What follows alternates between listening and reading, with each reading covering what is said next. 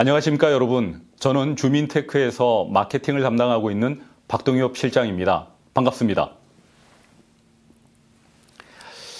오늘 웨비나에 많은 관심과 더불어 직접 참여해 주신 모든 분들께 진심으로 감사의 말씀을 드립니다.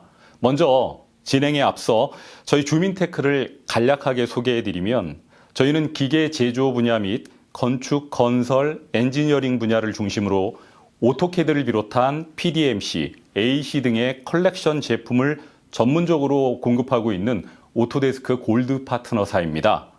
특별히 제품 공급뿐만 아니라 해당 영역에 대한 전문적인 교육, 기술 지원, 컨설팅, 나아가 별도의 자동화 개발 프로젝트까지 활발하게 수행하고 있다는 점을 강조해서 말씀드리겠습니다. 그럼 이어서 오늘 웨비나 주제로 한번 넘어가 보도록 하겠습니다.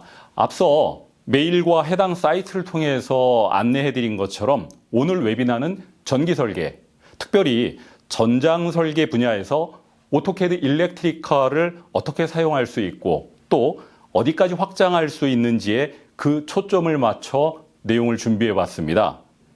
지난 9월이었나요? 오토캐드 제품군에 대한 큰 변화가 좀 있었죠. 결론부터 말씀드리면 오토캐드 플러스 제품이 새로 출시됐습니다. 기존 오토캐드에 기본으로 탑재됐던 7가지 툴셋, 즉 아키텍처, 미케니컬, 또 일렉트리컬, 플랜 3D 등등등 이런 툴셋들은 오토캐드 플러스 버전에 포함이 됐고 툴셋을 제외한 오토캐드, 캐드 온리 기능으로는 오토캐드, 그리고 기존의 LT 버전 이렇게 3가지의 제품으로 나눠졌다고 이해하시면 되겠습니다. 따라서 오늘 준비한 일렉트리컬과 관련한 내용은 오토캐드 플러스의 기본으로 포함되어 있다는 점을 참고적으로 안내해 드립니다. 물론 아직 리뉴얼 기간이 남아있는 기존 오토캐드에서도 일렉트리컬 기능을 사용하실 수 있습니다. 자, 그럼 본격적으로 오늘 준비된 내용을 간략하게 설명드리면서 시작을 해보겠는데요. 오늘 준비된 세션은 총 3개로 준비가 되어 있고요. 첫 번째로 데이터 기반의 2D 전기 설계라는 제목으로 기존 전기 설계의 한계와 문제점 그리고 그것을 극복할 수 있는 대안을 제시해 드리도록 하겠고요. 두 번째 세션에서는 전기 설계 3D로의 확장이라는 제목으로 즉 2D 설계에서 3D 설계로 어떻게 확대할 수 있고 또 장점은 무엇인지 설명해 드리도록 하겠습니다. 마지막으로 앞서 설명해 드린 솔루션을 어떻게 도입하고 또 적용할 수 있는지 그 방안에 대해서 살펴보도록 하겠습니다. 사실 이미 그 일렉트리컬이 포함되어 있는 기존 오토캐드 또는 오토캐드 플러스 버전을 사용하고 계시는 설계자분들도 있는데요. 근데 이런저런 이유로 그 일렉트리컬 모듈을 사용하지 않으신 경우들이 좀 있는 것 같습니다. 아무쪼록 오늘 준비한 내용들이 이런 분들께 실질적인 도움이 되는 그런 시간이 되시기를 희망해 봅니다. 자, 그럼 바로 세션 발표를 위해 자리해 주신 두 분 시청자 여러분들께 인사드리도록 하겠습니다. 안녕하세요. 저는 주민테크에서 기술지원팀으로 근무하고 있는 홍성중 과장이라고 합니다. 제가 준비한 섹션은 데이터 기반의 2D 전기 설계를 준비했고 많은 도움 되셨으면 좋겠습니다. 안녕하세요. 저는 기계 제조 분야 기술 이사로 주민테크에 근무 중인 김성옥이라고 합니다. 이따가 두 번째 세션에서 뵙도록 하겠습니다. 네, 그럼 먼저 방금 인사드린 우리 홍성준 과장께서 첫 번째 세션을 진행해 주시겠습니다. 네, 안녕하세요. 주민테크 홍성중 과장입니다. 제가 준비한 내용은 데이터 기반의 2D 전기 설계라는 주제로 여러분들께 정보를 전달 드리도록 하겠습니다. 자료를 준비하다 보니까 오랜만에 오토캐드를 켜고 제가 회로도 설계를 해봤는데요. 작업을 하다 느끼는 거는 실무자분들 진짜 대단하다고 생각합니다. 오랜만에 켜다 보니까 많이 손이 죽었는지 어렵더라고요. 일단 회로도 설계를 위해서 와이어를 작업을 하고 양 옆에 신호 대상 소스를 위해서 인터루트를 배치를 하고 분기 회로를 통해서 점을 배치를 하고 또 와이어를 그리고 심볼을 배치하고 그 심볼에 대한 여러 가지 속성 정보들을 입력을 하고 마지막으로 선 정리를 하는 과정을 통해서 하나의 회로도가 완성이 되고 있습니다. 근데 이러한 작업들은 그래픽 기반의 2D 도면 작성이라는 부분으로 이 도면 작성을 한 이후에 데이터를 활용하는 데 상당히 제한적이라고 생각이 됩니다. 또한 부품 정보를 입력하는 도중 오타라든지 아니면 잘못된 속성을 입력한다든지 뭐 여러 가지 문제가 발생을 할 수가 있다 생각합니다. 이런 회로도가 모여서 이제 프로젝트 단위의 회로도 작성을 이제 진행을 하실 텐데요. 보통 하나의 DWG 파일에서 다수의 도면을 작성을 하고 그 하나의 파일로 관리를 하실 겁니다. 또는 어떤 회사에서는 윈도우 폴더 체계를 통해서 이 폴더별로 로케이션 구분을 해서 데이터를 관리하기도 합니다. 이러한 이유는 전기 도면은 흐름이 되게 중요하기 때문에 각각의 데이터들이 어떻게 흘러가는지 전기의 흐름이 어떤지 되게 중요하기 때문에 이렇게 관리를 한다고 생각이 듭니다. 지금 보시는 것처럼 MC 코일에 대한 부분을 확인이 되면 이에 상응하는 접점을 좀 파악을 하실 텐데요. 도면을 하나씩 일일이 찾아보게 되실 겁니다. 물론 찾기도 힘들 뿐더러 나중에 설계 변경을 통해서 변경을 할 때 태기값이 잘못 들어가는 경우가 발생할 수도 있다고 생각이 듭니다. 지금 보시는 것과 같이 연광 객체가 찾기가 상당히 어렵고 주 부품과의 태그값이 상이한 경우가 발생할 수가 있습니다. 또한 제가 작업을 하다 느낀 거는 단순 반복 작업이 상당히 많았다라고 생각이 됩니다. 지금 보시는 화면 같이 PLC 작업을 하실 때는 주소도 작성을 하고 그에 따른 디스크리션을 작성을 하실 겁니다. 물론 엑셀 파일로 내부적으로 관리하시는 경우에는 이런 데이터를 내가 또 작업을 해야 되는지 좀 약간 번거로운 부분이 없지 않아 있을 텐데요. 저도 동일한 느낌을 받게 되었습니다. 그리고 와이어 넘버링에 대한 부분도 하나씩 타이핑을 했던 부분이 있었습니다. 상당히 불편했습니다. 또 이제 도면이 다 작성이 되고 나서 이제 검토 단계에 들어갔을 텐데요. 여러 가지 데이터들이 좀 빠져 있지 않았을까, 뭐 하나씩 눈으로 보는 과정이 있었습니다. 상당히 눈이 많이 피곤했고, 와이어 선에 대한 부분이 연결이 잘 되어 있는지도 검토하는 데 많이 불편함을 느꼈습니다. 이런 문제가 발생을 하겠죠. 또한 이제 회로도 작성이 다 되면 배치도를 작성을 하거나 BOM을 산출을 하실 텐데 사실 회로도에 이런 정보들이 다 기입이 되어 있습니다. 그러나 이런 정보들을 기입이 되어 있다고 해도 오토캐드에서는 독립적인 설계 산출물로 각각 작업을 해야 된다라는 그런 불편함이 있었습니다. 그리고 만약에 회로도에서 설계 변경이 있다라고 하면 배치도에서 동일하게 수정을 해주셔야 될 텐데 내가 어떤 부분을 수정을 했는지 설계자가 기억을 하고 있다가 그 부분을 반영을 해야 된다는 점이 상당히 좀 불편한 점이라고 생각이 됐습니다. 정리를 해보면 뭐 이런 부분이 문제가 있을 거라고 생각이 됩니다. 도면의 제한적인 활용성, 그 다음에 휴면 오류, 단순 반복 작업, 검토 단계 불편함, 각각의 산출물, 이런 문제들이 결국엔 생산성의 저하, 저품질의 도면, 데이터 활용에 좀 어려운 부분이라고 좀 생각이 됐었습니다. 네, 이제 본격적으로 데이터 기반의 설계에 대해서 이야기를 할 건데요. 데이터 기반의 설계가 무엇이냐 라고 하면 기존의 레거시 데이터들을 막 수집을 합니다. 그리고 이 수집한 데이터를 기반으로 객관적인 데이터 분석 그리고 수치적인 기반으로 데이터를 분석을 하게 됩니다. 그런 분석 데이터들을 데이터베이스화를 시키고 나중에 설계를 하는 당시에 그 데이터베이스화한 그런 부분을 가지고 설계를 하는 거죠. 이런 부분은 설계자의 주관적인 의도와 상관없이 그냥 객관적인 지표를 통해서 설계를 하신다라고 보시면 될 것 같고요. 이런 부분은 오류에 대한 부분, 또 그 설계에 대한 뭐 시간, 여러 가지 가능성들을 기본적으로 예측을 할 수 있기 때문에 여러 가지 이슈에 대한 즉각적인 대응이 가능하다라는 부분이 생각이 됩니다. 결국적으로 이런 부분은 생산성의 증가라는 뭐 좋은 방향성으로 갈 수 있겠죠. 먼저 인터페이스에 대해서 말씀드리도록 하겠습니다. 오토캐드 일렉트리컬에서는 기본적으로 프로젝트 단위의 파일 관리를 하고 있습니다. 그래서 각각의 구조들을 설정을 하시고 그 하위에 DWG 파일을 관리를 하고 있습니다. 뭐 여러 가지 도면을 바로바로 열 수가 있겠죠. 또한 로컬에서는 하나의 프로젝트 폴더로 관리를 하고 있습니다. 지금 보시는 바와 같이 뭐 미리 보기 탭으로 볼 수 있습니다. 그리고 기본적으로 오토캐드 일반 명령어를 제공하고 있고요. 프로젝트 설정을 할 수 있는 다양한 명령어를 제공하고 있습니다. 또한 회로도 작성을 위한 편의 기능을 제공하고 있고요. 패널 배치도를 편하게 작성할 수 있는 여러 가지 기능, 그리고 마지막으로 보고서 작성을 할 때 사용하는 기능, 그리고 편의 기능들, 그리고 두 번째 섹션에서 이야기할 인벤토어에 대한 링크 제공하고 있습니다. 네, 이제 본격적으로 회로도 작성을 한번 해볼 건데요. 먼저 프로젝트 속성을 입력을 하게 됩니다. 이 프로젝트 속성은 고객사에 대한 정보, 그리고 프로젝트 명과 같은 파일 도면에 공통적으로 들어가는 속성을 입력을 하게 됩니다. 이 속성은 나중에 표제란에 자동으로 반영이 되게 되고요. 지금 보시는 화면은 도면을 생성하는 부분이고, 이 도면에 개별 속성을 또 입력을 하게 됩니다. 뭐 메인 패널, 뭐 서브 패널, 뭐 이런 부분을 입력을 하게 되겠죠.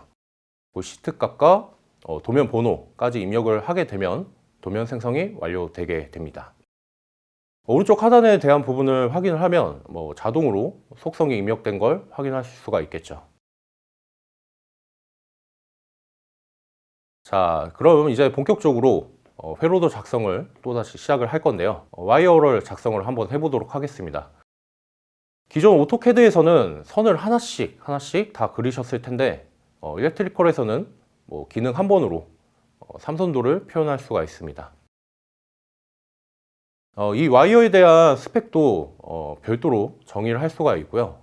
이 스펙 정의를 한 부분은 나중에 BOM에 대한 부분을 산출을 할 때 적용이 됩니다. 네, 3개까지 정상적으로 할당이 됐네요. 다음은 이제 와이어 분기 표현을 해볼 건데요. 중간에 분기되는 부분이 사실 굉장히 불편한 작업 중 하나였을 텐데, 일렉트리컬에서는 이런 식으로 한 번에 분기 표현이 되기 때문에 상당한 효율을 느끼실 수가 있을 겁니다. 확대를 해보면 자동으로 선 정리도 깔끔하게 되죠. 자, 이제 모든 와이어 작성을 다 완료를 했으면 이제 심볼을 넣을 건데, 기본적으로 IC 국제 표준을 심볼을 제공하고 있습니다. 저는 차단기 심볼을 한번 넣어보도록 하겠습니다. 심볼을 배치하고, 심볼은 배치를 끝나면 기본적으로 부품 데이터베이스에서 여러 가지 정보들을 끌고 와서 속성 정보들을 입력을 하게 됩니다. 기본적으로 제공하는 데이터들이 상당히 많죠. 저는 AB사의 하나의 부품을 할당을 했던 모습이고요. 뭐 제조업체, 카탈로그, 그 다음에 기술적인 특성, 그리고 이제 설계자의 의도에 따라서 작성하는 여러 가지 속성이 있으실 텐데, 그런 것도 작성이 가능하십니다. 네, 그리고 반복해서 무작위로 저는 한번 넣어보도록 하겠습니다.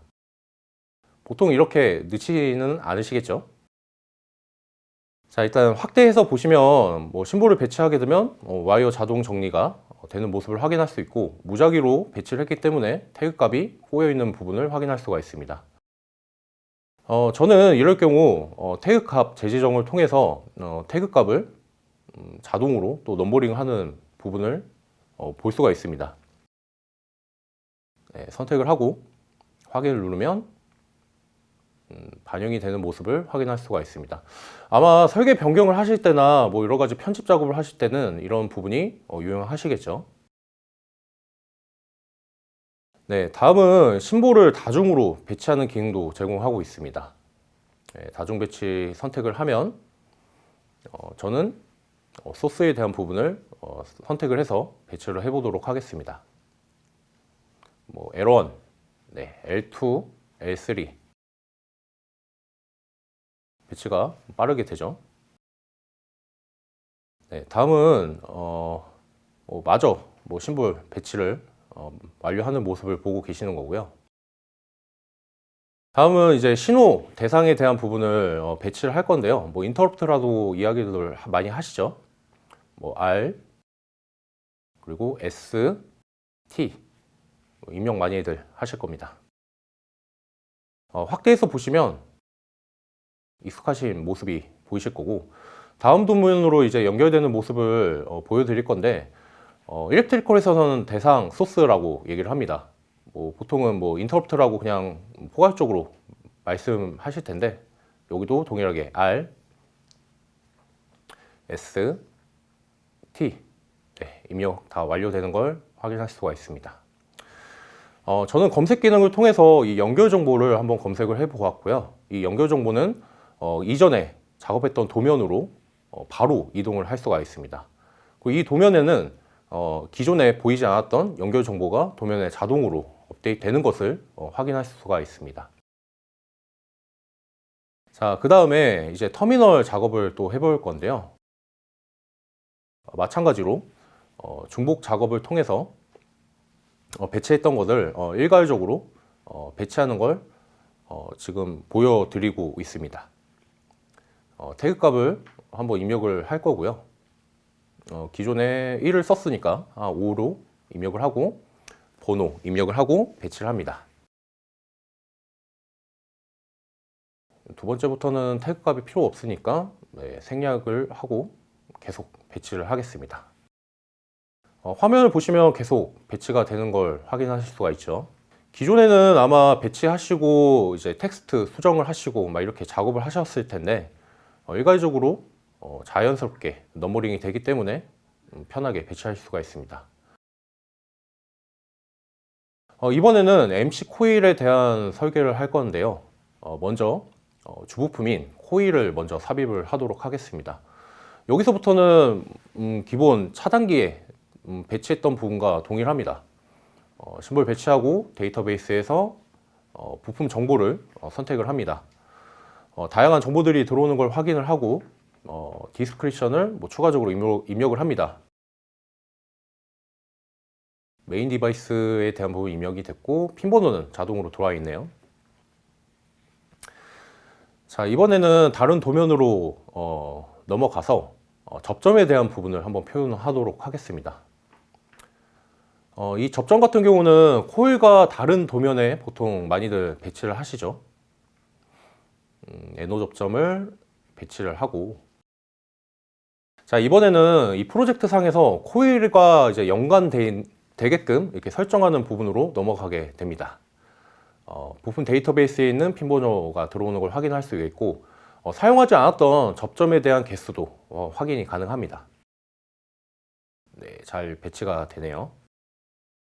자, 한 개만 더 해보도록 하겠습니다. 동일한 작업이니까 앞에서 보시면 연결하고, 이번에는 핀 번호가 좀 다르게 들어오네요.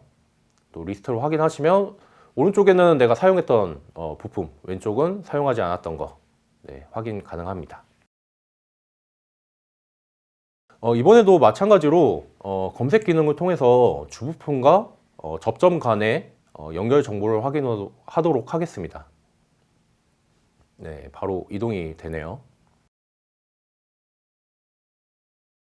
프로젝트에 대한 업데이트를 한번 진행을 해 볼 건데요. 이렇게 업데이트를 하게 되면 보통 이 연결 정보들을 도면 어딘가에 아마 표현을 하실 겁니다. 근데 아래와 같이 자동으로 입력되는 걸 확인할 수가 있습니다. 네, 이번에 PLC 회로도 설계를 할 건데요. 부품을 선택을 먼저 하고 이제 삽입점을 선택을 하게 됩니다. 그리고 이제 접점 간의 이제 간격을 선택을 하고, 그 다음에 PLC 주소를 입력을 하게 됩니다. 네, 자동으로 들어오죠. 자, 그 다음에 와이어에 대한 연결을 일괄적으로 선택을 하고 올리시면 분기 표현도 깔끔하게 들어오는 걸 확인할 수가 있습니다. 근데 확대를 해보면 보통 원하는 디스크리션을 또 작성을 하실 텐데, 저는 이번엔 조금 다르게 한번 작업을 할 건데요. 외부로 엑셀로 데이터를 추출을 하고 그 엑셀 데이터에서 편집하는 걸 한번 보여드리도록 하겠습니다. 바탕화면으로 내보내고 있습니다. 내보낸 데이터를 열어보면 이런 식으로 엑셀 데이터가 나오게 되고요. 기존의 IO 맵을 가지고 계신다라고 하면 디스크립션 그대로 복사 붙여넣기 하시면 빨리 작업이 되시겠죠. 자, 저장이 됐다라고 하면 일렉트리컬로 데이터를 가져오게 됩니다. 선택하고 열기 누르면 확인. 자, 확대해서 한번 확인해 보도록 하겠습니다. 바뀌었죠? 아마 기존에는 이거를 일괄적으로 변경이 안 돼서 하나씩 작업을 하셨을 겁니다. 자, 그 다음에 제가 가장 좋아하는 기능입니다. 와이어 넘버링에 대한 부분인데요. 이거 하나씩 다 입력을 하셨을 거예요. 근데 일렉트리컬에서는 한 번에 일괄적으로 이렇게 들어오는 거 확인이 되시죠? 저는 이게 가장 좋은 장점이라고 생각이 됩니다. 자, 회로도 작성을 다 하면 이제 배치도에 대한 부분을 작성을 하실 건데요. 터미널에 대한 배치도도 한번 작성을 해보도록 하겠습니다. 회로도에서 사용했던 여러 가지 그 터미널 스트립을 배치도 단계에서는 그 부분을 가져와서 이제 자연스럽게 배치를 할 수가 있습니다. 지금 저는 아까 작업했던 터미널을 선택을 했고요. 만약에 액세서리에 대한 부분을 추가를 하고 싶다라고 하면 이렇게 추가도 가능하십니다. 저는 부품 데이터베이스에서 엔드 플레이트를 하나 선택을 해볼 건데요. 리스트가 좀 많으니까 한번 좀 내려보죠. 네, 선택을 하고 확인을 누르면 보시는 바와 같이 안 들어가네요. 네, 번호 입력하시면 들어갑니다. 네, 안에 들어가 있죠. 네, 미리 보기를 통하면 이런 식으로 배치도가 작성된다는 걸 볼 수가 있고요. 확인을 누르면 한 번에 배치도가 작성이 되죠. 자, 확인을 줌을 해가지고 확인을 해보도록 하겠습니다. 네. 자, 이번에는 패널에 대한 배치도를 작성을 할 건데요. 이 작업도 상당히 좀 번거로운 작업 중 하나죠. 기존에 다른 도면에서 여러 가지 가져와서 좀 쓰셔야 될 텐데, 일렉트리컬에서는 회로돼서 작업했던 그 데이터들이 이제 출력이 되고요. 선택을 하시면 데이터베이스에서 이렇게 바로 배치를 하실 수가 있습니다. 점 잡고 확인만 누르면 배치가 완료가 됩니다. 되게 빠르겠죠? 자, 그 다음에는 이번엔 범례를 한번 작성을 할 건데요. 아마 텍스트로 일일이 다 입력을 하셨을 것 같아요. 근데 일렉트리컬에서는 보고서 기능을 통해서 패널에 대한 BOM을 바로 테이블 형식으로 뺄 수가 있습니다. 네, 수정도 좀 가능하고요. 만약에 빼고 싶은 데이터가 있다고 하면 이렇게 삭제를 통해서 제거도 가능하고 위아래로 편집도 가능합니다. 자, 한번 넣어보도록 하겠습니다. 넣기 전에 지금 제가 늘 이제 속성에 대한 부분을 설정을 하는 건데요. 데이터들 원하시는 거를 사전에 정의를 할 수가 있습니다. 그리고 템플릿에 대한 부분도 선택이 가능한데 저는 미터법으로 선택을 하고 넣겠습니다. 네, 확인을 누르고 지금 스케일이 잠깐 안 맞는 부분 같은데요. 조금 확대를 한번 해볼게요. 네, 이렇게 일괄적으로 한 번에 들어오는 걸 확인할 수가 있습니다. 자, 그 다음에 아마 엑셀로도 데이터를 많이 내보내실 것 같습니다. 엑셀로도 가능합니다. 이번에는 회로도에서 작업했던 그 데이터들을 다 선택을 하고 선택을 하고 확인을 누르면 어떤 부분으로 데이터를 내보낼 건지 아마 또 선택하는 창이 나타날 겁니다. 이번에도 저는 위에 제조업체, 카탈로그, 그 다음에 태그 값 정도만 한번 빼보도록 하겠습니다. 엑셀로 선택을 하고 확인을 누르면 바탕화면을 한번 빼보도록 하죠. 네, 저장을 누르면 보시는 바와 같이 이렇게 엑셀로도 출력이 가능합니다. 이거 아마 소작으로 다 엑셀로 하나씩 다 치셨을 거예요. 마지막으로 검도 기능입니다. 데이터 검도하는 거 참 쉽지 않죠. 근데 일렉트리컬에서는 다양한 검도 기능을 제공하고 있습니다. 지금 보시는 화면은 정기적인 뭐 오류에 대한 부분을 검토를 하는 거고요. 지금 한번 이동을 통해서 보면 신호 소스는 있는데 이제 대상 소스가 없네요. 이 부분이 없어서 출력이 된 것 같고요. 그 다음에 이제 그래픽적인 요소에 대한 검도도 가능합니다. 예를 들어서 길이값이 역인 데이터, 그리고 색상에 대한 부분, 뭐 와이어 번호 레이어가 조금 이상하다, 이런 부분을 보고서 기능을 통해서 또 뺄 수가 있습니다. 네, 정리를 한번 해보도록 하겠습니다. 지금 보시는 화면은 기존에 어려움을 가지고 있던 여러 가지 문제점에 대한 부분을 다시 정리를 한 거고요. 뭐 이런 내용이 일렉트리컬을 사용하면 데이터의 연계에 대한 가능성이 생기고, 표준 데이터에 대한 기반으로 설계를 하다 보니 어느 정도 표준 틀이 좀 생기는 부분이 생기는 것 같습니다. 그리고 전기 설계에 대한 특화 편의 기능을 제공하고 있기 때문에 설계자들의 설계 속도가 상상이 돼서 뭐 생산성에 대한 부분이 뭐 개선이 많이 되겠죠. 자, 그러면 뭐 이런 궁금증이 있으실 것 같습니다. 구매하면 바로 사용이 가능하냐?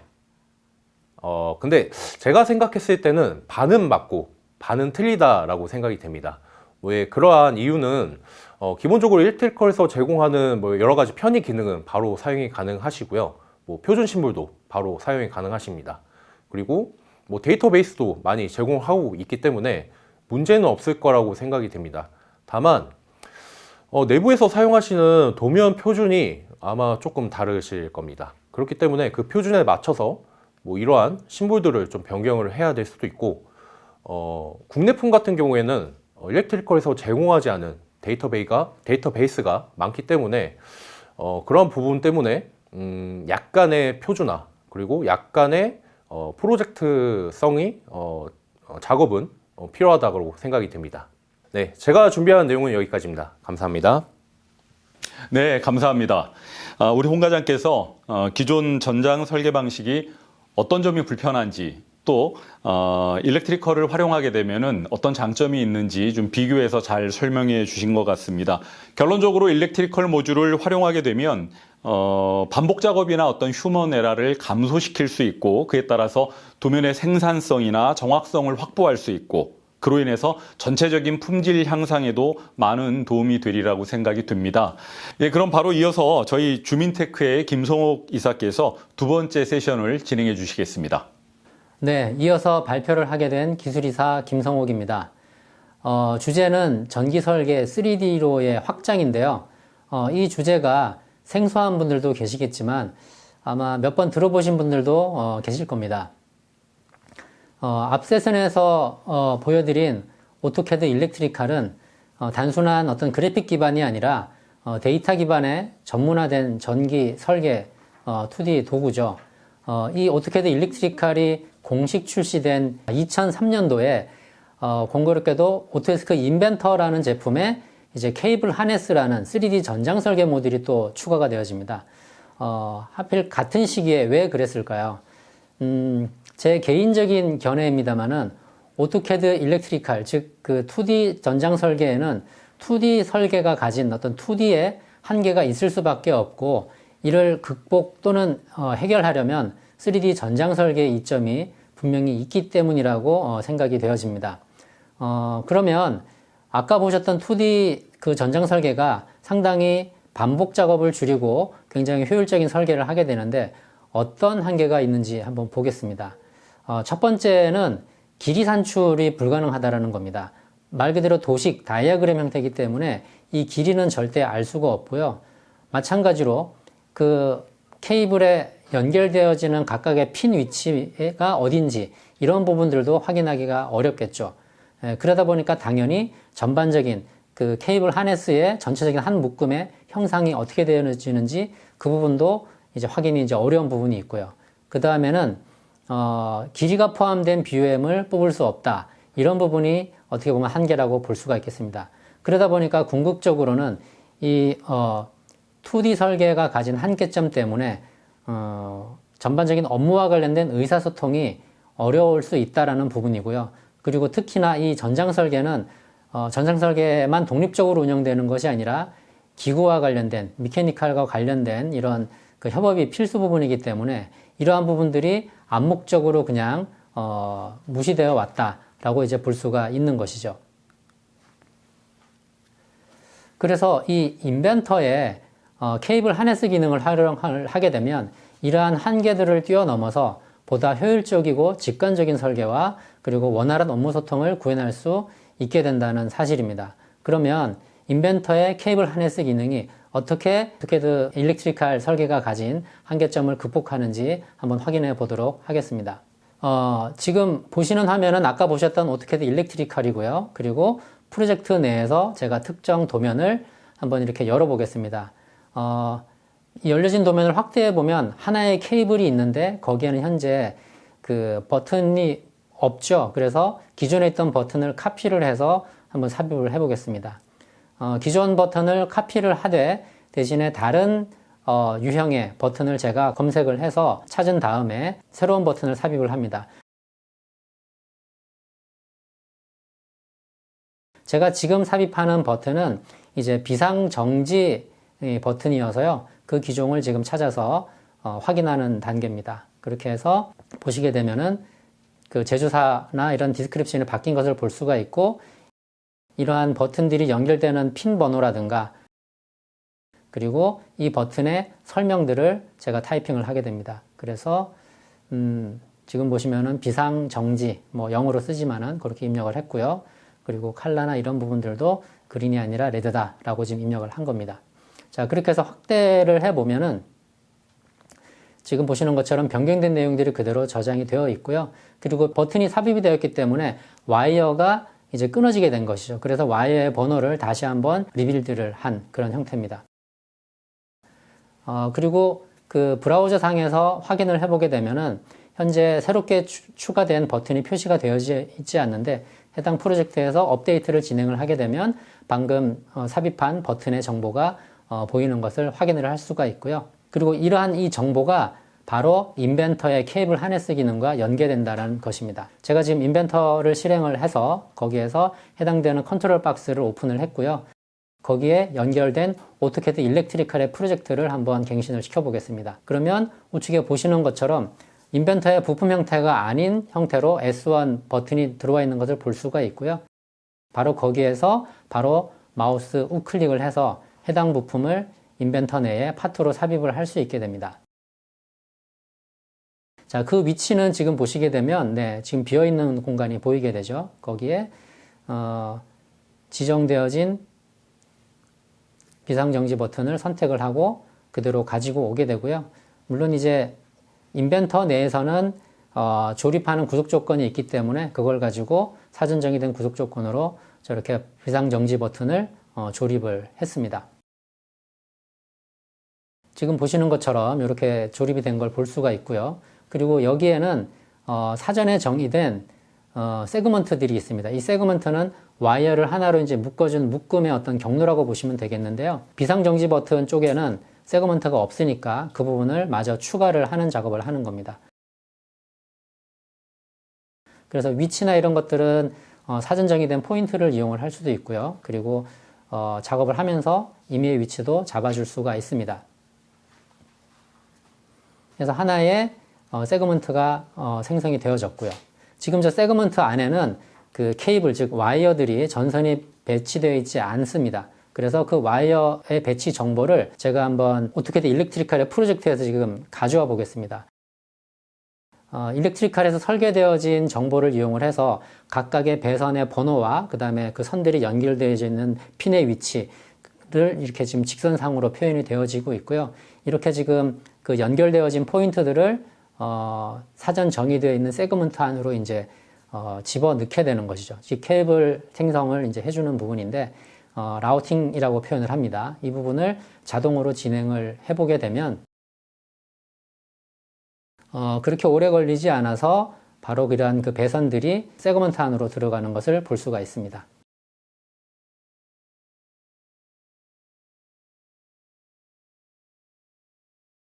네, 지금 보시면 세그먼트 안으로 배치가 되어졌고요. 확대를 해보면 아까 세그먼트 쪽에 없던 와이어들이 저렇게 포인트별로 배선이 된 것을 볼 수가 있습니다. 일렉트리컬에서 설계한 데이터가 바로 3D CAD로 들어와서 저렇게 서로 연동이 된다라는 것이죠. 그래서 방금 제가 비상 버튼을 넣었던 부분에 와이어를 선택을 해보면 그 경로가 어디로 연결되어 있는지 그 경로를 지금 보시는 것처럼 저렇게 시각적으로 이제 확인을 할 수가 있고요. 그리고 다시 한번 그 와이어의 정보를 한번 확인을 해보면 네, 와이어 번호와 실제 길이 값이 나옵니다. 대략 한 1m 가까이 되어지는데 우리가 2D로 돌아와서 보게 되면은 저게 1m짜리인지 1cm짜리인지 알 수가 없는 노릇이죠. 그래서 그 포인트들 연결된 부분도 확인할 수가 있고요. 그 다음에 그 위에 선인 부분도 다시 한번 정보를 보게 되면 네, 와이어 번호 보이시죠? 그리고 길이도 조금 다른 것을 확인할 수가 있습니다. 그래서 확대해 보시면은 2D에 있는 동일한 와이어가 저렇게 배열이 된 것을 이제 시각적으로 확인을 할 수가 있는 것이죠. 지금 그럼 이렇게 배열된 내용을 보실 수 있고요. 그리고 리포트 기능을 이용을 해가지고 지금 현재 배선이 된 이 와이어링이 된 정보들을 보고서 형태로도 작성을 할 수가 있습니다. 그래서 보고서의 템플릿을 제가 선택을 하고 한번 작성을 해보면 와이어의 명칭과 길이 그리고 이런 그 각종 버튼이나 이런 부품들에 대한 수량이 나오는 것을 확인을 할 수가 있습니다. 지금 보신 것처럼 일렉트리칼의 기능처럼 이렇게 표현을 하실 수도 있고 그리고 실제로 이런 그 기구 설계에서는 BOM 즉 파트리스트 형태로도 뽑을 수 있기 때문에 그 인벤터의 BOM 기능을 이용을 해서도 와이어에 대한 정보를 또 추출을 해낼 수가 있습니다. 지금 보시면 와이어는 하나의 조립품 형태로 구성이 되어 있고요.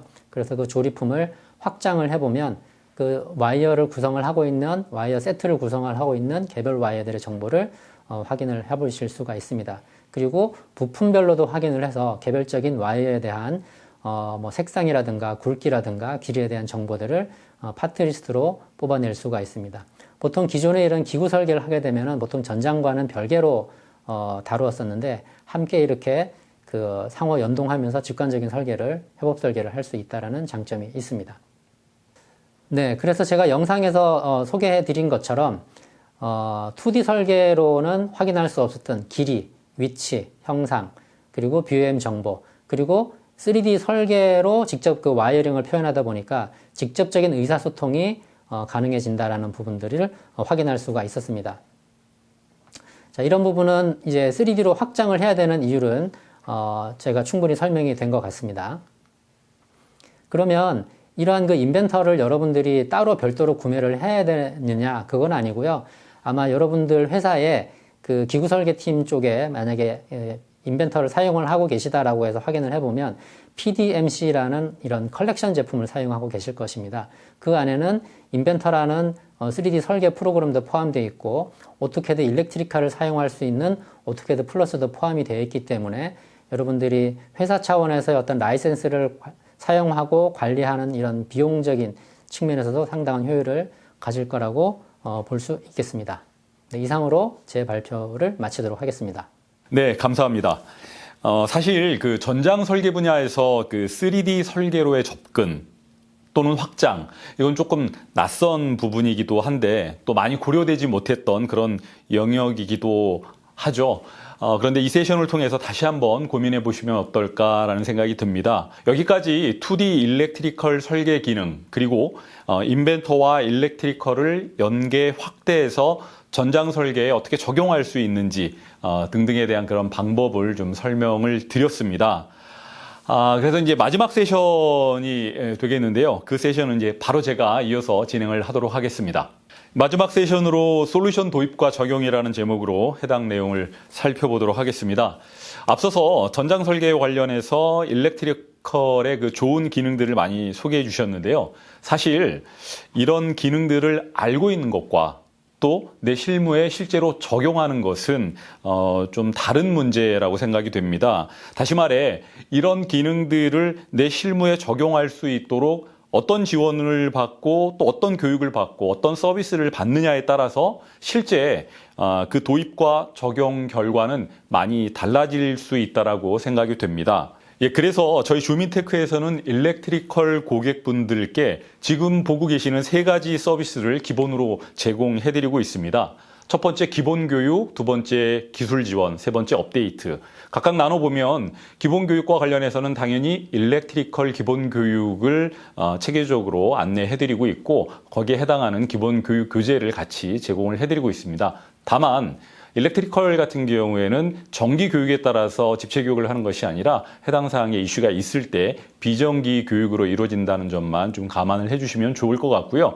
두 번째 기술 지원과 관련해서는 아주 간단하게는 설치 지원 또는 일렉트리컬 환경 세팅 뭐 이런 것들이 이제 주로 저희가 지원을 해드리는 내용이기도 하고 또 사용하시다 보면 발생할 수 있는 오류 문제 이런 것들을 해결할 수 있도록 저희가 지원을 해드리고 있고 원격 지원을 기반으로 해서 대부분의 서비스를 제공하고 있다는 점도 같이 참고해 주시면 좋겠습니다. 마지막 업데이트 같은 경우에는 오토캐드 사용자라면 이미 잘 알고 계시는 것처럼 해당하는 버전에 대한 패치 또 업데이트 이런 것들이 수시로 좀 발생하게 되죠. 그런 때 이제 저희가 안내를 해드리게 되고 그 다음에 라이선스 개정에 대한 문의 또는 시스템에 대한 오류 뭐 이런 것들까지도 저희가 같이 안내해드리면서 지원을 해드리고 있습니다. 그런데 저희 주민테크의 고객들은 이미 이런 서비스를 받고 계시지만 아직 그런 서비스를 받지 못한 그런 다른 일반 고객분들께서는 문의해 주십시오. 얼마든지 대응을 해드릴 수 있는데 사안에 따라서는 내용에 따라서는 유상으로 서비스가 발생할 수도 있다라는 거 그것만 좀 참고를 해주시면 좋을 것 같습니다. 이렇게 해서 기본적으로 저희가 테크니컬 서포트를 어떻게 하고 있는지 말씀을 좀 드렸는데 처음 사용하시는 그 고객분들이 이렇게 교육과 기술 지원만 해드리면은 잘 사용하실 수 있을까요? 꼭 그렇지는 않을 것 같습니다. 실무에 적용하기 위해서는 여러 가지 단계들을 좀 거쳐야 될 필요성들이 좀 발생하게 되는데 아까 우리 홍성중 과장이 계속 설명을 드렸던 내용 중에 어떤 표준화 단계의 내용들이 좀 포함됐었는데요. 그 부분을 조금 더 세부적으로 설명을 좀 드려본다고 하면은 이 일렉트리컬 설계와 관련해서 표준화 과정이 꼭 필요한가라는 측면에서 질문을 한번 던져볼 수가 있는데 실제 앞서서도 조금씩 표현이 됐지만 전장 설계 같은 경우에는 기구 설계하고는 좀 다르게 정보를 기반으로 하는 설계 과정이 진행이 되죠. 또 상호 참조되는 그런 구조이기 때문에 데이터나 어떤 규칙에 대한 표준화가 굉장히 필수적이다라고 할 수 있겠습니다. 뭐 이미 여러분들은 여러분들 방식대로 어느 정도 구축해서 사용하시리라고 생각이 되는데요. 그런데 실상은 설계자마다 스타일도 다르고 또 도면 작성 시에 사용하는 템플릿이나 라이브러리에 대한 일관성도 떨어지는 것을 많이 볼 수가 있습니다. 결국 이런 이유들이 전체 생산성에 또는 품질에 부정적인 요인으로 작용할 수 있다라고 생각이 됩니다. 그래서 실제 설계 표준화라는 것이 꼭 필요하다라고 말씀드릴 수가 있고 그 단계를 네 가지로 보게 되면 표준화 범위 선정부터 표준화 구축, 표준화 검증, 표준화 적용 이 네 단계의 과정을 일반적으로 좀 거치게 되는데 표준화 범위 선정이라는 측면에서 보면은 사실 회사들마다 전장 설계의 범위나 유형이 조금씩 다르죠. 그러다 보니까 뭐 PLC I/O 다이어그램만 만들 것인지 패널 레이아웃만 작성할 것인지 아니면 회로도만 작성할 것인지 전부 다 작성을 할 것인지 뭐 이런 범위들도 좀 다를 것이고 프로젝트를 진행하는 데 있어서 우리가 직접 할 것인지 아니면 외주를 통해서 프로젝트를 진행할 것인지 뭐 이런 디테일한 그 내용들을 조금 조정해야 되는 그런 단계가 있습니다. 그래서 범위를 선정하는 그런 단계가 있고 표준화 구축 단계로 이제 범위가 선정이 돼서 표준화 구축 단계로 넘어가면은 앞서서 설명드린 것처럼 사용자 템플릿이라든지 심볼이라든지 데이터베이스라든지 보고서라든지 표준화 시켜야 될 것들이 굉장히 여러 가지가 있죠. 이 측면에서 우리 홍 과장께 잠깐 질문 하나 드리면은 저기에 사용자 템플릿이나 심볼이나 데이터베이스 여러 가지 항목들이 있는데 데이터베이스 같은 경우에는 왜 표준화를 좀 시켜야 되나요? 아무래도 이제 표현하고자 하는 이제 여러 가지 속성 정보들이 좀 중요하실 텐데요. 회사마다 그런 것들이 좀 상이할 경우가 있고요. 기본적으로 이제 오토캐드 일렉트리컬에서 제공하는 데이터베이스 같은 경우는 말 그대로 그냥 범용에 대한 부분들을 제공하고 있기 때문에 아마 내부에서 쓰고자 하는 여러 가지 정보가 조금 다를 수가 있습니다. 그럴 경우에는 물론 이제 표준화를 통해서 그런 부분을 업데이트를 해줘야 되고 또 아까 말씀드린 바와 같이 뭐 국내품은 사실 없는 것들이 조금 있습니다. 그렇기 때문에 그런 부분을 좀 더 추가를 해줘야 된다든지 이런 부분이 문제라고 생각이 듭니다. 예, 그래서 이런 그 표준화 구축의 과정을 이제 거치고 나면은 사실 재료는 준비가 됐지만 실제로 준비한 이 내용이 우리 프로젝트에 우리의 실무에 정확하게 부합하는지 뭐 이런 파일럿 테스트도 좀 해봐야 되겠죠. 그래서 검증 단계에서 샘플 프로젝트를 한번 실행하게 되고 거기서 발견된 오류라든지 또는 문제점에 대해서 수정 보완을 하고 나서 그 검증 절차가 마무리되면 비로소 그때 이제 표준화를 전사적으로 적용해 나가는 그런 단계로 저희가 컨설팅을 하고 있고 또 서비스를 제공을 하고 있습니다. 물론 이런 전체 설계의 표준화 이런 부분들 같은 경우에는 무상으로 지원될 수는 없고 유상으로 지원된다는 점 기억해 주시면 좋을 것 같고요. 이미 저희 다수의 고객들은 이런 그 표준화 과정을 거쳐서 어떻게든 일렉트리컬을 전장 설계의 표준으로 삼고 실제 퍼포먼스를 올리고 계시다라는 점도 같이 부연해서 설명을 좀 드리겠습니다. 예, 그럼 다음 슬라이드에서는 그 일렉트리컬을 어떤 단계로 또 확장해서 사용할 수 있는지 또 자동화 개발은 어떤 측면에서 할 수 있는지라는 측면에서 잠깐 설명을 좀 드리려고 하는데 3D 설계라는 측면을 아까 우리 김성희 이사께서 잠깐 설명을 좀 해주셨는데 조금 고려되지 못하는 부분도 있고 또 낯선 부분도 있다라고 말씀을 드렸습니다. 다음 슬라이드에서는 어떻게든 일렉트리컬을 어떻게 더 확장하고 자동화 개발 측면에서 어떻게 어떤 서비스를 제공할 수 있는지 잠깐 설명을 좀 드리는데 이번에 이제 3D 설계와 관련한 부분 아까 우리 김성옥 이사께서도 3D 설계, 하네스 설계를 하기 위해서 인벤터와 일렉트리컬을 어떻게 연계해서 사용하는지 잠깐 설명을 해주셨는데 이 부분을 조금만 더 보충 설명을 드린다고 한다 그러면 3D 설계에서 가장 달라지는 지점은 크게 두 가지로 좀 나눠볼 수 있을 것 같습니다. 저 장표에 나와 있는 것처럼 전장 설계와 기구 설계의 어떤 협업이라는 측면 하나와 그다음에 와이어링을 넘어서 하네스를 설계할 수 있다라는 하네스 설계를 확대한다는 그 점이 어떻게 보면 상당히 좀 다른 점이라고 생각할 수 있겠습니다. 먼저 기구 설계와 전장 설계의 협업이라는 측면에서는 그 내용으로 들어가 보면은 뭐 제어반 쪽의 치수라든지 기구부 치수라든지 또는 장비 내부의 배선 공간에 대한 어떤 협의라든지 또는 하네스의 경로 설계라든지 센서나 액추에이터 그 배치 작업이라든지 이런 것들이 전장 쪽하고 이 기구 설계 쪽하고 협의되지 않으면은 굉장히 그 설계하는데 소통하는데 어렵고 또 설계물 자체가 굉장히 오류가 있을 수 있겠죠. 이런 측면에서 전장 설계 협업이 좀 기구 설계와의 어떤 협업이 좀 필요하다라고 말씀을 드릴 수 있을 것 같고 하네스 같은 경우에는 여러분 잘 알다시피 공간 간섭이라든지 기구물과의 어떤 충돌 여부라든지 공률의 제한이라든지 기타 등등 고려해야 될 요소들이 굉장히 많은데 아까 앞서도 또 설명을 해주셨지만 사실 2D 가지고 그걸 표현해서 설계할 수는 없겠죠. 그래서 반드시 3D 설계를 하게 되는데 이런 측면에서 어떻게든 일렉트리컬과 또 인벤터 3D 설계를 연계해서 전장 설계를 확대해 나갈 수 있다라고 말씀을 좀 드릴 수 있을 것 같습니다.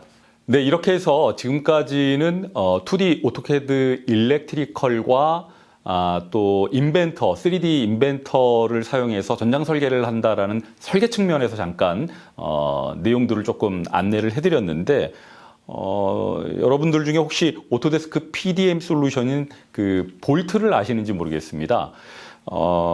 일반적으로 이제 여지껏은 사실 일렉트리컬 또는 전장 설계, 전기 설계를 하면서 PDM 솔루션을 활용하는 경우보다 하지 않는 경우가 더 많죠. 아직까지는. 그런데 앞서서 설명해 드린 것처럼 사실 전기 도면 같은 경우에는 기구 도면과 다르게 일품일도처럼 한 장 한 장의 어떤 형상을 다루는 것이 아니라 프로젝트 단위로 도면들이 다 연계되어 있다 보니까 실제 파일 단위로 또는 폴더 단위로 도면을 관리하게 되면은 굉장히 많은 휴먼 에러가 발생할 수 있고 또 관리에 들어가는 에너지 자체가 굉장히 많이 소요될 수 있겠죠. 그런 측면에서 PDM은 더 이상 기구 설계만의 문제가 아니라 이 전장 설계에서도 꼭 필요한 그런 영역이라고 생각이 됩니다. 아까 이제 설명드린 것처럼 일반적으로 지금까지는 파일이나 폴더 단위로 관리를 하실 거고요.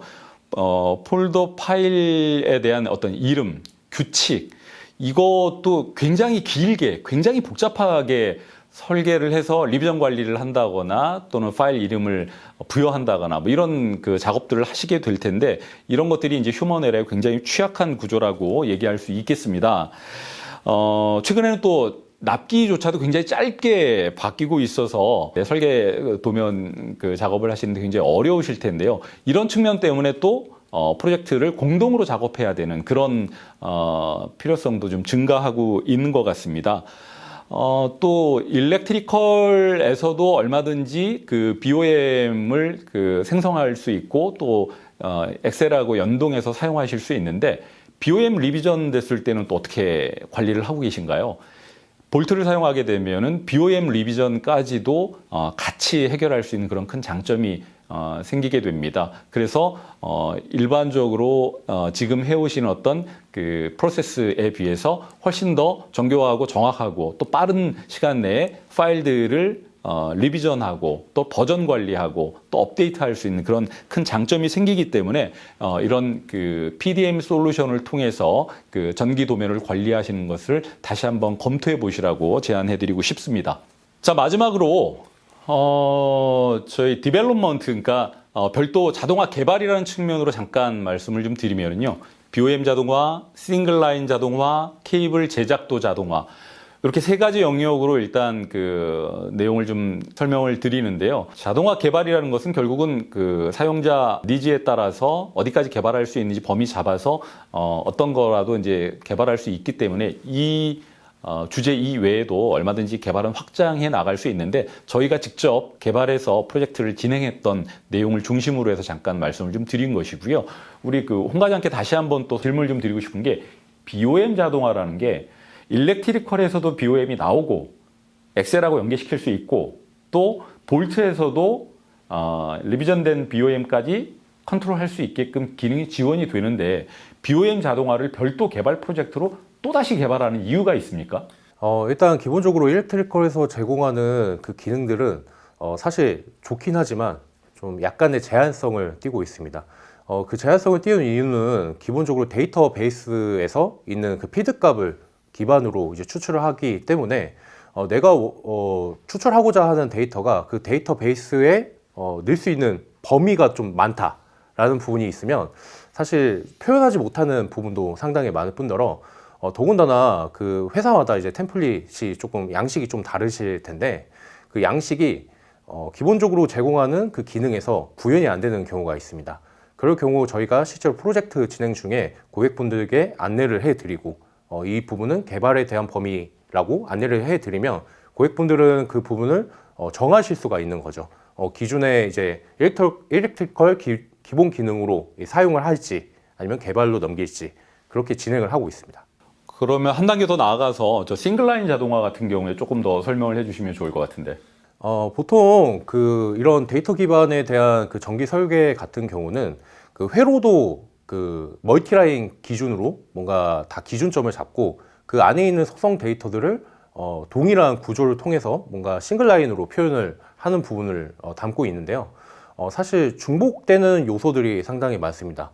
왜냐면 심볼만 조금 다를 뿐더러 그런 구조, 배치들은 아마 비슷할 거라고 생각이 됩니다. 그렇기 때문에 삼선도에 대한 부분만 잘 구성이 돼 있다고 하면 그 기준을 통해서 싱글라인을 자동으로 이제 만들 수 있기 때문에 사실 설계자 입장에서는 그런 것들이 어떻게 보면 중복 작업으로 좀 느껴질 수도 있거든요. 비슷비슷하니까요. 그렇기 때문에 저희가 프로젝트를 수행을 하면서 고객분들께 제안을 드리고 고객분들이 그런 부분이 필요하다라고 이야기를 해주셔서 실제로 자동화 개발을 했던 사례가 있습니다. 지금 예를 들어서 뭐 한 두 가지 정도 더 설명을 좀 드렸는데요. 실제 아까 말씀드린 것처럼 자동화 개발을 하기 위한 영역들은 얼마든지 사용자들과 협의해서 그 주제를 정할 수 있고 그 가능성이라든지 실현 범위라든지 이런 것들도 충분히 협의해서 진행을 할 수 있다는 점 다시 한번 기억해 주시고요. 자, 지금까지 그 말씀드렸던 내용을 잠깐 정리해 보면 실제 오토캐드 일렉트리컬 모듈을 통해서 전장 설계, 2D 설계를 해 나갈 수 있다는 측면에서 자동화되는 기능들 또는 반복돼서 사용해야 되는 기능들 이런 것들을 일렉트리컬로 해결하는 것들을 조금 설명을 드렸고 나아가서 이제 3D 인벤터로 연계해서 3D 하네스 설계까지 같이 확장시킬 수 있다는 말씀드렸고 세 번째로는 더 이상 그 기구 설계 쪽에서만 PDM을 활용해서 도면 관리를 하지 않는다. 일렉트리컬 전기 설계, 전장 설계 쪽에서도 PDM 솔루션을 활용해서 전체 도면 관리를 하는 것이 훨씬 효율적이다라는 말씀을 좀 드렸고요. 마지막으로 이제 그 이외에 어떤 필요한 기능들에 대해서는 얼마든지 자동화 개발을 통해서 진행할 수 있다라는 말씀 드렸습니다. 저희가 가지고 있는 그 저희 주민테크의 특징 중에 하나가 이제 이런 개발과 관련한 그런 프로젝트들을 잘 수행할 수 있다라는 점도 꼭 기억을 해주시면 감사하겠습니다. 예, 여기까지가 제가 준비한 내용이었습니다. 전체 이제 내용을 좀 정리하고 난 다음에 여러분들이 조금 궁금하실 수 있는 그런 내용들을 저희가 좀 선정을 해서 질문 세 가지를 한번 뽑아왔는데요. 먼저 첫 번째로 오토캐드 일렉트리컬 보고서의 양식을 회사 내부에 맞게 템플릿 편집이 가능할까요? 라는 그런 질문이 좀 있었습니다. 이 질문에 대해서는 어느 분이 좀 답변을 해주시겠습니까? 네, 제가 답변 드리도록 하겠습니다. 제가 프로젝트 수행을 하면서 실제로 고객분들이 많이 요구하는 사항을 담아 봤는데요. 보고서 양식에 대한 부분은 사실 범위가 좀 많습니다. 그런데 이 케이스 같은 경우에는 터미널에 대한 보고서 출력에 대한 부분을 이야기를 했었습니다. 기본적으로 일렉트리컬에서는 테이블 양식에 대한 보고서를 뺄 수도 있고, 그리고 그래픽적인 양식을 활용해서 이제 보고서를 출력을 하게 됩니다. 근데 고객분들은 보통 이 두 가지 양식을 한꺼번에 출력을 하기 원했습니다. 근데 기능상 제한이 되다 보니까 저희가 개발을 진행을 했었고 그거에 대한 부분을 만족해 하셨습니다. 예. 감사합니다. 그러면 두 번째 질문으로 한번 넘어가 보도록 하겠습니다. 영상을 보면 3D 데이터베이스를 구축해야 하는 것 같은데 제조사에서 제공하는 스텝 파일로 작업이 가능할까요? 라는 질문입니다. 혹시 이 질문은 우리 김 이사님께서 답변 좀 부탁드리겠습니다. 네, 가능하고요. 스텝 파일은 말 그대로 이제 3D CAD에서 통용되는 이제 유트랄 포맷이기 때문에 저걸 있는 그대로 가져와서 사용하기는 어렵고 거기에다가 아까 보셨던 그 일렉트리컬 관련한 정보를 입력하는 부분들은 필요합니다. 그래서 핀 번호라든지 뭐 그 핀본에 대한 정보라든지 이런 것들은 이제 인벤터 내에서 일렉트리컬 피처로 만드는 기능들을 이용해 가지고 그거를 일렉트리컬 부품화 시킨다던가 그런 작업들은 해주는 건 필요합니다. 그건 늘 자주 쓰는 거기 때문에 이제 그 스텝 파일을 받으면 그 작업 한번 이제 해놓고 나면 계속 라이브러리 형태로 사용을 하면 됩니다. 예, 알겠습니다. 감사합니다. 마지막 세 번째 질문으로 넘어가 볼까요? 표준화 기간은 대략 어느 정도로 생각하면 될까요? 뭐 이 부분은 제가 생각해도 대중이 좀 없을 것 같긴 한데 어느 분이 답변을 좀 해주실까요? 이런 부분은 사실 몇 개월이다 딱 이렇게 말씀드리면 좀 좋을 것 같긴 한데 회사마다 좀 상황이 좀 다르기 때문에 개월수를 보통 일반적인 상황이라고 가정을 했을 때 2개월에서 3개월로 저희는 책정을 하고 있습니다. 다만 이 기준은 부품 수가 한 200개에서 뭐 1000개 아래라고 봤을 때 기준이고요. 지금 진행하고 있는 특정 업체 같은 경우는 몇만 개가 되다 보니까 기간이 더 늘어나는 케이스도 있었습니다. 예, 알겠습니다. 그러면 저희가 이제 질문들이 많이 있으실 수 있는데 대표적으로 조금 궁금하실 수 있는 그런 질문 3개를 선정해서 잠깐 답변을 드렸고 이 시간에 다 답변 드리지 못한 것들은 설문을 통해서 질문을 좀 남겨주시면 저희가 최대한 빨리 준비해서 또 대답을 해드리도록 하겠습니다. 물론 뭐 지금 이 시간에 그 실시간 라이브 챗을 통해서 질문을 주시는 분들도 있는데 전부 다 저희가 그 질문 항목들에 대해서는 기록을 해뒀다가 다시 한번 연락을 드리도록 하겠습니다. 네, 지금까지 전장 설계 측면에서 오토캐드 일렉트리카를 어떻게 활용할 수 있는지, 또 3D로의 확장과 자동화 개발까지 다양한 내용을 소개해 드렸습니다. 오늘 저희가 준비한 내용이 여러분들이 마주하고 있는 현안들을 조금이나마 해결할 수 있는 그런 실마리가 되셨기를 바라봅니다. 아울러 설명이 좀 부족했던 부분들은 다시 한번 말씀드리지만 설문에다가 조금 남겨주시면 좋을 것 같고요. 최대한 빠른 시간 내에 다시 응답해 드리도록 하겠습니다. 마지막으로 메일을 통해서 안내해 드린 것처럼 30분 이상 시청하시고 찐 질문 남겨주신 10분, 또 설문에 상담 요청 남겨주시고 찐 설문 받으신 10분을 추첨해서 해당 기프트콘을 보내드리도록 하겠습니다. 많은 참여 부탁드리겠습니다. 저희는 다음 기회에 더 좋은 내용으로 또 찾아뵙도록 하겠습니다. 긴 시간 끝까지 시청해 주시고 함께해 주신 모든 분들께 다시 한번 감사의 말씀을 드립니다. 지금까지 주식회사 주민테크에서 준비한 오토캐드 일렉트리컬 웨비나였습니다. 감사합니다.